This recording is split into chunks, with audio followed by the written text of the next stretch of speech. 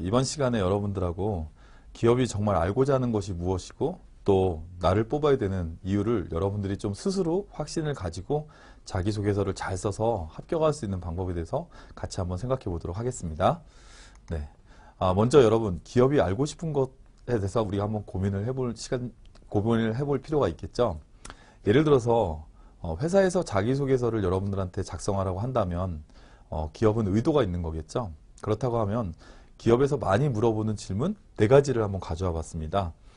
보통 우리가 자율형 양식도 있지만 우리 보통 일반적으로는 제일 많이 물어보는 게 왜 지원했습니까? 하는 지원 동기와 본인의 성격의 장단점을 한번 얘기해 보십시오. 이런 성격의 장단점도 많이 물어보고요. 그 다음에 본인이 살면서 도전적인 목표를 가지고 끈기 있게 실행하여 성과를 창출한 경우, 이렇게 도전이라고 하는 부분도 많이 물어봅니다. 또 반드시 나오는 질문 중에 하나가 입사 후 포부라는 게 나오죠. 자, 그러면 여러분 기본적으로 우리가 이제 자기소개서라는 걸 쓸 때 회사가 물어보는 의도를 한번 생각해 볼 필요가 있겠죠. 자, 첫 번째. 자, 지원 동기라고 하는 건 왜 물어볼까요, 여러분? 자, 지원 동기라고 하는 건 사실 여러분들도 마찬가지지만 다양한 곳을 지원을 하잖아요. 그럼 다양한 곳을 지원하는데 기업이 지원 동기를 물어보는 이유는 이런 거겠죠. 자, 우리 회사만 지원하셨습니까? 네, 여러분한테 만약에 물어본다면 여러분, 네, 저 우리 회사만 지원했습니다. 이렇게 하지는 않으시겠죠? 네, 적어도 솔직하게 얘기하는 게 맞겠죠. 네, 저도 같은 직무에 다른 회사도 지원을 했습니다. 하지만 제가 여기에 들어가야 될 이유가 뭡니다. 라고 얘기를 하겠죠. 그리고 다른 회사하고 우리 회사하고 같이 합격하시면 어딜 가겠습니까? 라고 했을 때, 네, 저는 같이 합격해도 우리 회사에 오겠습니다. 라고 하는 명확함이 있어야겠죠. 바꿔 얘기하면 지원 동기라고 하는 건 이 사람이 정말 우리 회사에 대한 관심을 가지고 있고 또 이 분야에 대한 명확한 동기가 있는지. 그래서 저는 네, 다른 곳도 지원을 했지만 제가 여기에 들어와야 될 명확한 이유가 뭡니다라고 하는 명확함이 있어야 기업에서는 그래도 이 사람이 우리 회사에 채용이 되고 나서 다른 곳을 가진 않겠구나라고 하는 그런 확신을 가질 수 있겠죠. 그래서 여러분한테 지원 동기를 물어보는 이유는 뭐냐? 적어도 이 사람이 우리 회사에 대한 애정을 가지고 있고 명확함이 있는지, 또 적어도 직무에 대해서 본인이 알고 생각하고 왔는지, 그걸 물어보는 게 지원 동기라고 볼 수 있겠죠. 자, 두 번째, 여러분, 성격의 장단점 왜 물어볼까요? 가끔 어떤 친구들을 보면 네, 이런 말씀을 하시는 분들도 있어요. 네, 저기 성격에 뭐 나쁜 점이 뭐가 있는지 좀 알아보려고 합니다. 네, 자기가 자기를 얼마나 잘 알고 있는지 한번 보려고 합니다. 네, 다양한 이유가 있을 수 있겠지만 저는 적어도 성격의 장단점이라고 하면 이 사람이 우리 조직에 들어와서 다른 사람들하고 충분히 조직 적응력이 되고 같이 성장할 수 있는 사람인지, 팀을 이뤄서 나뿐만 아니라 다른 사람들하고 충분히 협업하고 같이 성장할 수 있는지라고 하는 조직 적응력이라는 측면과, 또 하나는 이 사람이 적어도 그 직무에 나름대로 무난하고 적합한지. 예를 들어서 영업을 지원하는 사람이 네, 저는 사고하고 분석하는 걸 좋아합니다. 예를 들어서 R&D 지원하는 사람이 네, 저는 사람 만나는 게 취미입니다. 여러분, 우리가 이것을 적합하다고 느끼지는 않겠죠. 바꿔 얘기하면 직무에 적합한 성격이라는 측면을 보려고 하겠죠. 자, 그러면 여러분, 교육이라는 측면에서는 어떤 부분이 중요할까요? 적어도 교육이라고 하면 회사에 인재를 육성하는 곳이지 않습니까? 그러면 적어도 신뢰 있고 또 적어도 그런 프로그램을 만들고 기획을 하려면 나름대로 기획력을 보유하고 있고, 네, 저는 좀 분석적인 성격을 갖고 있습니다. 그리고 기획을 하고 또 사람들과 신뢰를 중요하게 생각합니다. 이런 부분이 굉장히 중요할 수 있겠죠. 자, 다음으로 본인이 살아오면서 도전적인 목표를 설정하고 본인이 그것을 한번 실행한 것 한번 얘기해 보십시오. 자, 도전이라는 것 왜 물어볼까요? 적어도 그런 측면이겠죠. 네, 이 사람이 충분히 그 지원한 분야에 나름대로 자기가 아웃풋을 낼 수 있는 역량이 있는 사람인지, 바꿔 얘기하면 이 사람이 그 분야에 열심히 했다라는 부분보다는 좀 다른 개념이겠죠. 한계를 결정하고 그 한계를 넘기 위해서 이 사람이 어떠한 노력을 했는지, 과연 지원한 분야에 충분히 아웃풋을 낼 수 있는 역량이 있는 사람인지, 그런 측면에서 이 사람을 보려고 하는 거겠죠. 자, 마지막 10년 후 우리 회사에서 성취하고자 하는 모습이 뭡니까? 10년 후 입사 후 포부. 자, 사실은 많이 고민을 하죠. 우리가 지원 동기나 입사 후 포부를 쓸 때는 많이 고민을 합니다. 그렇다면 뭐다? 적어도 이 사람이 입사해서 자기의 구체적인 방향성과 계획을 가지고 있는지, 막연하게 네, 입사하면은 네, 선배님들한테 열심히 배우겠습니다. 그리고 제 분야의 전문성을 향상하기 위해서 노력을 하고 대학원에 진학을 하고 재외고 공부도 하고 열심히 발전하겠습니다. 라고 하는 거는 자기가 노력하고 자기 역량을 키우는 것이지만, 이 입사 후의 포부라는 건 뭐냐면 적어도 이 사람이 자기가 지원한 분야에 대한 방향성을 가지고 있는지, 그리고 그 분야에 대해서 자기의 계획을 가지고 있는지, 적어도 이 사람이 막연하게 열심히 하겠습니다가 아니라 우리 분야에 와서 구체적인 계획과 실천력을 가지고 있는 사람인지 라는 측면에서 기업이 이 사람이 충분한 역량을 가지고 있는지 이걸 보려고 자기소개서를 물어보는 거겠죠. 바꿔 얘기하면 기업에서는 이런 것들을 물어보는 것이 분명히 의도가 있는 거고, 적어도 이 사람이 이 분야에 대한 트렌드를 알고 있고 명확하고 이 분야에 대한 계획을 가지고 있느냐, 적어도 자기의 방향성과 소신이 있느냐라는 측면에서 여러분들을 알아보려고 하는 것입니다.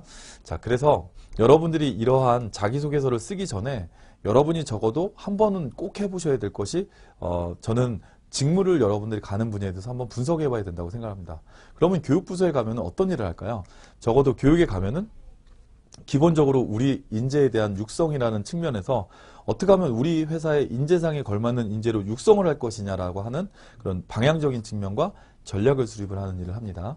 그리고 두 번째는 이런 것들을 하기 위해서는 적어도 우리 기업에 있는 현재 재직 중인 그 직원들이 어떠한 니즈를 가지고 있는지, 현재 상태는 어떤지, 또 어떤 부분이 부족하다고 하는지 하는 이런 교육에 대한 니즈 분석이라는 측면에서 그런 니즈를 분석하고 그걸 통해서 우리 회사에 적합한 교육과정, 그러니까 우리 직원들이 가장 부족하다고 생각되는 우리의 인재 육성 방향에서 얼마나 그런 분야에 대한 적합한 교육과정을 개발을 할 수 있느냐, 그리고 그런 개발을 통해서 우리 인재들을 어떻게 육성해 나갈 것이냐라는 측면에서 교육과정 개발 능력을 보고 그런 일을 하겠죠.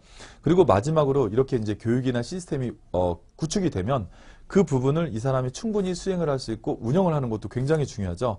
교육을 실제 강사를 섭외하고 또 교육장을 세팅을 하고 또 교육이 진행이 됐을 때 그 교육에 대한 효과성을 보는 설문지를 배포하고 그 설문에 대한 내용을 분석을 하고 그걸 통해서 우리 인재 육성 전략에 얼마나 적합하게 지금 교육이 이루어지고 있는지에 대한 피드백까지 그런 일을 하는 곳이 교육부서가 되겠죠.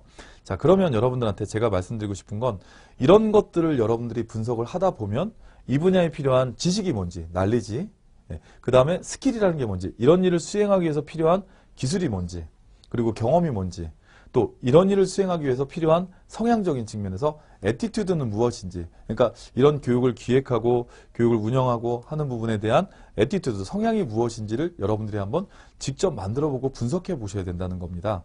그러면 여러분이 지금 교육에서 하는 4가지 정도의 제가 컨텐츠를 말씀을 드렸잖아요. 그러면 인재 육성 전략을 수립한다라고 하면 가장 기본적으로 알아야 될 것이 무엇일까요? 여러분 한번 생각해 보시죠. 무엇이죠? 적어도 우리 회사에 대한 비전이 무엇인지, 예를 들어서 글로벌 넘버원 2020, 그러면 2020년까지는 우리가 글로벌 넘버원, 세계 1위로 간다. 그렇게 하기 위해서 기업은 비전이라는 가장 중요한 것을 실행하기 위해서 경영 방침이나 경영에 대한 목표를 가져갑니다. 그 목표를 달성할 수 있도록 하는 가장 중요한 자원 중에 하나가 뭐냐면 인재에 대한 확보와 육성이겠죠. 그러면 HRM, 우리가 흔히 하는 휴먼 리소스 매니지먼트라고 하는 인사관리에서 이러한 인재를 확보를 하겠죠. 그러면 육성은 어떤 거라냐? 우리가 보통 HRD라고 얘기하죠. 휴먼 리소스 디벨롭먼트라고 해서 그러한 확보된 인재를 어떻게 육성을 해서 우리 인재상에 적합하게 만들면 그 인재들이 그 경영 목표를 달성하고 하다 보면 결국 우리 비전에 가겠죠. 그렇기 때문에 우리의 비전에서 우리의 경영 목표를 분석을 하고 그 경영 목표에 맞는 인재를 육성하는 전략을 수립하고 그 계획을 수립하는 그런 일을 하겠죠. 그렇다고 한다면 적어도 지식 측면에서 우리의 비전이 뭔지, 우리의 경영 방침이 뭔지, 우리의 인재상이 무엇인지를 여러분들이 면접 보러 가시기 전에, 자기소개서를 쓰기 전에 그 기업의 카테고리가 무엇인지를 여러분이 분석해 보는 것이 가장 중요한 지식 측면의 역량이라고 생각을 합니다. 그리고 이제 그런 것들을 교육의 니즈를 분석하고 교육과정을 개발을 하려면 여러분이 학창시절에 나름대로 뭔가 한번 컨텐츠를 한번 고민해 봤던 것, 또 여러분들이 한번 무언가를 기획해 봤던 것, 그래서 기획을 하고 그것을 실제 운영해서 여러분들이 성공적으로 운영해 봤다라는 것을 잘 기술한다면 기업에서는 방향성이라는 측면에서도 공감을 할 거고, 여러분이 그런 부분을 수행한 것에 대해서 잘 표현을 한다면 그것이 나중에 여러분들이 그런 경험을 했다라는 것, 그리고 이제 애티튜드라는 건 뭐냐면 여러분이 그런 것들을 잘 수행할 수 있는, 예를 들어서 기본적인 성향을 가지고 있는지, 그러면 교육 담당자라면 적어도 분석을 해서 전략을 수립하고 니즈를 분석하고 교육과정을 개발을 할 수 있는 여러분의 분석력, 그리고 기획력, 그리고 그런 것들을 잘 수행을 할 수 있는 실행력, 이런 측면에서 여러분들의 성향을 분석해 볼 거라고 생각합니다. 그래서 여러분이 적어도 가려고 한다면 기업에서 필요로 하는 것이 무엇인지를 내가 역으로 본질이 무엇인지를 여러분이 분석해보고 거기에 맞는 여러분들의 적합한 역량을 내가 지금 가지고 있는 게 뭐고 앞으로 해야 될 게 무엇인지를 정확하게 분석해낸다면 여러분이 그걸 가지고 자기소개서를 썼을 때 그래도 딱 읽어보는 가장 잘 쓴 자기소개서는 적어도 읽어봤을 때 만나고 싶은 느낌이 들어야 되거든요. 그럼 만나고 싶다라는 얘기는 뭐냐면 적합하게 느껴져야 되고 여러분이 가장 기본인 이런 직무를 분석해서 여러분이 적합한 것을 보여주는 것이 그 가장 성공하고 여러분을 만나고 싶은 그런 자기소개서를 쓰는 가장 기본이라고 생각합니다. 그래서 여러분한테 기업이 알고 싶은 게 무엇이고 거기에 적합해서 나를 뽑아야 되는 이유가 무엇인지에 대해서 교육 분야에 맞춰서 한번 생각을 해봤습니다. 이번 시간에 여러분들 그 생각한 걸 가지고 한번 꼭 작성해 보시기 바랍니다. 감사합니다.